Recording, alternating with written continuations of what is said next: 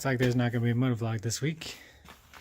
This is pretty much the weather we've been having. Lots and lots of snow.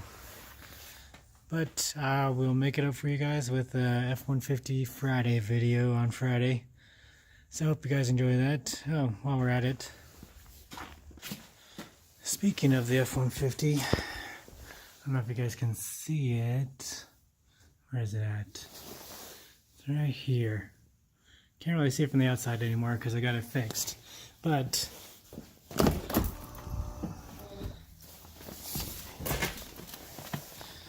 there you go, you can see it from the inside. I got a freaking crack on my windshield and got it fixed the next day, but still sucks. You can't really see it from the outside, only from the inside you can see it. So yeah, that kind of sucks, but whatever. Anyway guys, sorry there's no motovlog this week, but as you can see, we got snow everywhere, so I can't really ride. And there was one nice day this week, and I wasn't able to ride because I had to work late, and then I had to show an open room in my house to someone. Anyway guys, hopefully you're not too upset that there's no motovlog, and we'll see you guys on Friday for an F-150 Friday.